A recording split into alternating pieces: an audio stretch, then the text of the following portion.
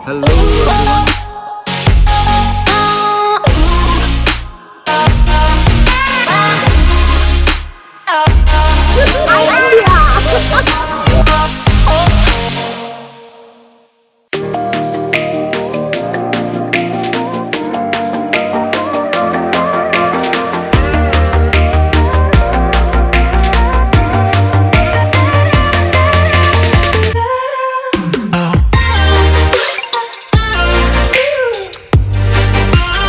आज हम लोग करने वाले हैं स्कॉर्पियो क्लासिक, है ना, जो माफिया स्कॉर्पियो जिसको बहुत सारे लोग नाम देते हैं। इसका रिव्यू 7 साल चलाने के बाद, 7 इयर्स ये गाड़ी ड्राइव करने के बाद आज हम देखेंगे कि, है ना, कैसा एक्सपीरियंस रहा इस गाड़ी को चलाने का, और इतने सालों बाद मैंने क्या क्या चीज़ें चेंज करवाई, ओके, और कितना इसका महीने का खर्चा आता है, माइलेज कितना होता है ना, क्या मॉडिफिकेशंस मैंने करवाए, और आगे भी मैं इसमें क्या मॉडिफिकेशन करवाने वाला हूँ। ये गाड़ी हमें रखनी चाहिए, नहीं रखनी चाहिए, या हमें बेच के अपग्रेड करना चाहिए, इसके बारे में भी मैं आपको बताऊंगा। तो आप सब लोगों के लिए ये वीडियो बहुत ही हेल्पफुल और बहुत ही नॉलेजेबल होने वाला है, और बीच में मैं आपको एक दो छोटा सा हिंट भी दूंगा जिससे आपका काफ़ी फ़ायदा भी हो सकता है। Okay, so let's start. सबसे पहले तो हम लोग इसका लुक से देखते हैं कि देखो दोस्तों, जब मैंने इस स्कॉर्पियो को लिया था तो मैंने इसको लिया था सितंबर 2017 में, और ये मेरी सेल्फ अर्नड कार है। मैंने खुद के दम से ये गाड़ी ख़रीदी थी, और ये मेरा बहुत पहले का ड्रीम होता था। तकरीबन आप समझ लो 10 साल से मैं इसको ड्रीम करता था। मैंने इवन अपने रूम में इसका फ़ोटो भी लगाया था कि मैं बड़ा होके अगर पैसे कमाऊंगा ना तो मैं ये वाली गाड़ी ख़रीदूंगा। तो जब मैंने पैसे कमाए तो मैंने ये वाली गाड़ी ख़रीदी, और इससे मुझे काफ़ी प्यार भी है। तो इसका जो आगे का लुक था ना, पहले ये नहीं था। इससे पहले जो 2018 मॉडल में जो स्कॉर्पियो आती थी वो था। ओके, तो फिर मैंने इसको बार बार अपग्रेड भी करवाया है, और काफ़ी सारी चीज़ें मैंने करवाई है।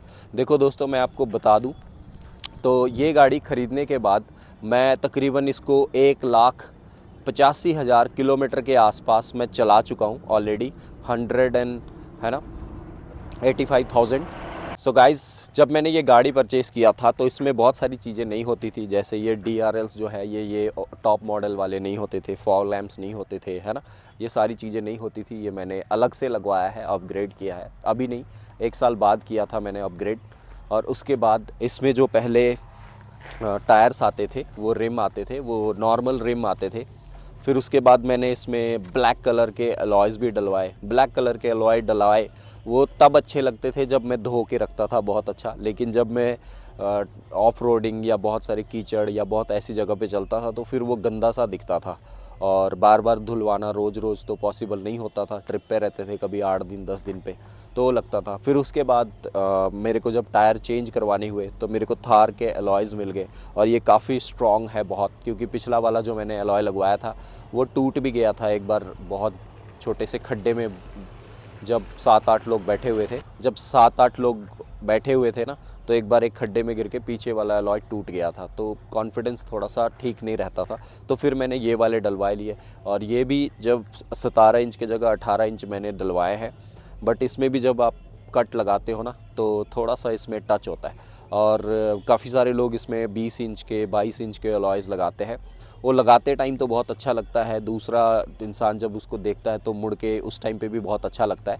लेकिन जो इंसान चलाता है ना, उसको थोड़ा फील होता है कि मैंने गलत कर दिया 2 लाख रुपए लगा के, या मे बी वो शायद ज़्यादा ड्राइव नहीं कर पाता हो। अगर आपको लॉन्ग रूट्स पे जाने हो, है ना, तो टायर हमें ठीक ठीक साइज़ के डलवाने चाहिए।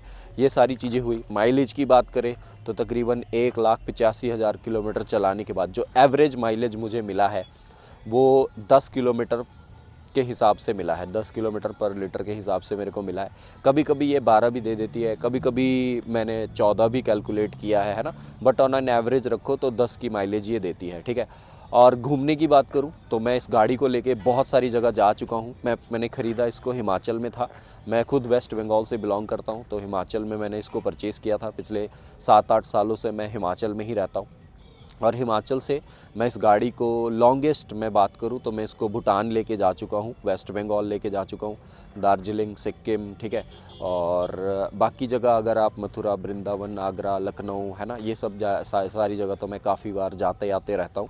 तो बहुत ही कंफर्टेबल गाड़ी है। और उसके बाद पहाड़ों की बात करूँ तो हिमाचल में रहता हूँ, तो आप समझ लो हिमाचल का एक कोने से लेके दूसरे कोने तक जो भी गांव, जो भी हिल स्टेशंस, जो भी एरियाज़ पड़ता है, मैं इस गाड़ी को लेके जा चुका हूँ। कहीं पे भी मुझे कोई भी प्रॉब्लम नहीं आई। एक दो बार बर्फ़ भी पड़ी थी तो निकल गई थी, बस समझ लो मेरे को उस टाइम फ़ील हो गया था कि नहीं मेरी गाड़ी अब फंस गई है ना, बट कुछ ना कुछ करके वो निकल गई और मेरे को ना टो करने की ज़रूरत पड़ी ना कुछ ऐसा हुआ। हाँ, एक बार टो करने की ज़रूरत पड़ी थी जब काफ़ी ज़्यादा कीचड़ में मेरी गाड़ी फंस गई थी, ठीक है। तो उसका पीछे वाला टायर एक नाले में पड़ गया था, तो उसके वजह से मैं निकाल नहीं पाया था। तो मेरे को उस टाइम पे सिर्फ 8-7 साल के एक्सपीरियंस में सिर्फ एक बार मुझे अभी टो करने की ज़रूरत पड़ी है। ओके, तो काफ़ी ज़बरदस्त एक्सपीरियंस रहा है। और प्रॉब्लम्स की बात करूँ तो देखो एक प्रॉब्लम मेरे को 2 बार आई थी। अभी तक शायद मैं इसका एक बार क्लच प्लेट चेंज करवाया था 1,20,000 किलोमीटर कंप्लीट होने के बाद, और उसके बाद क्लच प्लेट के साथ जो इसका डिस्क आता है वो चेंज करवाया था मैंने।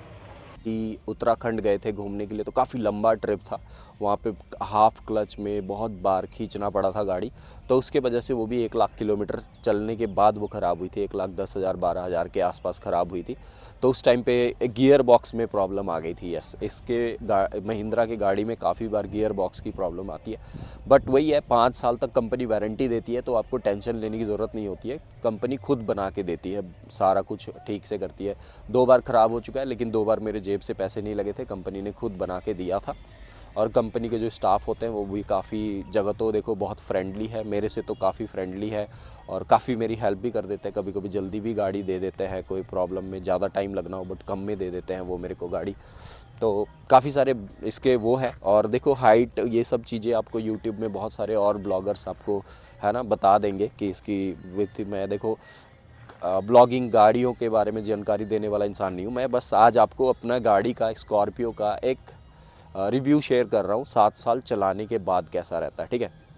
और देखो बहुत सारे लोग इस गाड़ी के बारे में कुछ ऐसे वैसी बातें भी बोलते हैं, वो मेरे को भी लगता है कि हाँ उनकी बातें ये सही है। कई लोग बोलते हैं कि ये गाड़ी झोल मारती है, इसको फुल स्पीड में जाके कट मारोगे तो ये पलट भी सकती है, ठीक है। और उसके बाद कई लोग बोलते हैं कि नहीं ये हिलते रहती है, ऐसे ऐसे करके चलाओ तो, ठीक है। तो देखो कई बोलते हैं कि इसको 120 किलोमीटर के बाद 120 के स्पीड से ज़्यादा चलाओगे है ना, तो ये थोड़ा सा कॉन्फिडेंस डाउन हो जाता है, जैसे डर लगने लगता है, ऐसा फील होता है, ठीक है। तो देखो एक बात मैं आपको बताऊं, मेरे दोस्तों के पास बहुत सारी और भी गाड़ियां हैं। कई लोगों के पास क्रेटा है, कई लोगों के पास वर्ना है, कई लोगों के पास i20 है, कई लोगों के पास स्कोडा है, ठीक है। और XUV 700 500 भी है। लेकिन मैं अगर आपको फ्रैंकली बताऊं ना, फ्रैंकली किसी भी लंबे रूट पे जाना हो, किसी भी ज़बरदस्त टूर पे जाना हो, और मतलब ऐसा चाहिए कि ऐसी गाड़ी चाहिए था जो हमें कहीं पे भी लेके जाना पड़ जाए, है ना, तो लास्ट में जाके पता है क्या आता है कि ये वाली गाड़ी लेके चलते हैं, ठीक है। चाहे वो पहाड़ों पे जाना हो, चाहे वो प्लेन्स में जाना हो, क्योंकि इसमें स्पेस बहुत ज़बरदस्त है, बहुत ज़बरदस्त। कंफर्टेबली सो के भी जा सकते हो, बहुत सारा सामान पीछे डाल के जगह जगह पे जा सकते हो, ठीक है।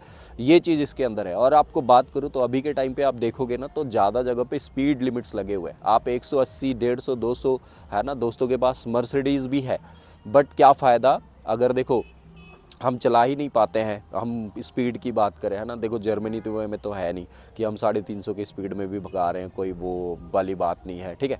वो इंडिया में आपको पता है मैक्सिमम जगह पे मैक्सिमम टू मैक्सिमम 100 या 120 की स्पीड होती है, उससे ज़्यादा हम दौड़ा नहीं सकते, चलान कट के घर में आ जाते हैं। तो अगर आपको 70 80 100 के ही स्पीड में दौड़ानी है तो इसमें कोई प्रॉब्लम तो आने वाली नहीं है, ठीक है। और आपको मैं अंदर से दिखाता हूँ कि मैंने इसमें क्या क्या चेंजेस करवाए हैं ना, और उसके बाद कितना अच्छा फील होता है।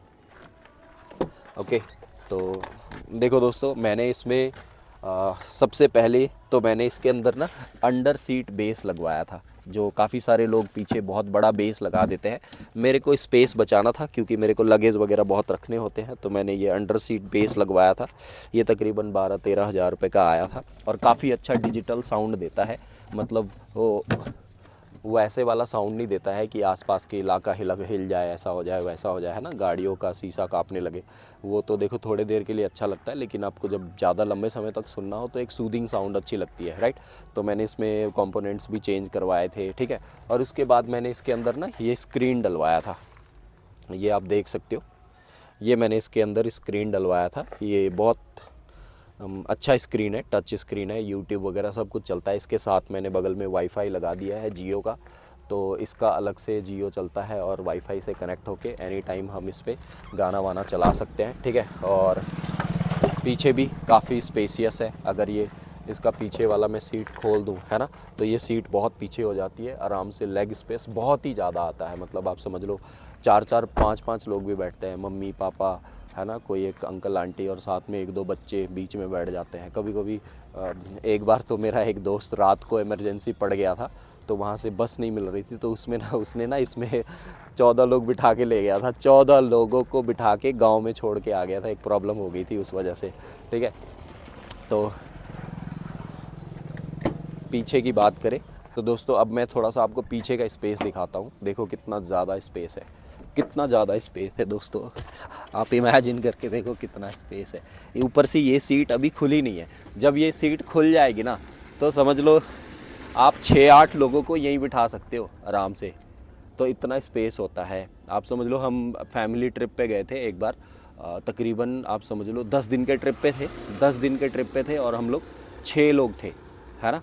तो 6 लोगों का इसमें सूटकेस, बहुत सारी चीज़ें, और वो समझ लो एक शादी के टाइम पे हम लोग गए थे 10 दिन के ट्रिप पे मनाली। तो उसमें भी हम लोग पूरा फैमिली का 10 दिन का सारा कपड़ा, जैकेट, जो मोटे मोटे कपड़े, कंबल, बहुत सारी चीज़ें इसमें लोड करके हम ले गए थे। और ये इतना स्पेसियस है कि इसमें पिकनिक मनाने में बहुत मज़ा आता है। पिकनिक मनाने में बहुत मज़ा आता है। कहीं भी जाओ इसके अंदर सिलेंडर डाल लो, चूल्हा डाल लो, बहुत सारी चीज़ें डाल लो, है ना। और उसके बाद आप कहीं भी नदी के साइड में बैठ के वहाँ पे टेंट लगा के एंजॉय कर सकते हो। मैं कई बार गया हूँ, कभी कसौल, कभी मनाली, कभी धर्मशाला, है ना, ऐसे काफ़ी सारे जगहों पे, ठीक है। तो स्पेस आप यहाँ पे देख ही सकते हो, बहुत सामान पड़ा रहता है, ठीक है। ऐसे अब तो ये सारी चीज़ें आपको स्पेस के बारे में बता दिया मैंने, है ना।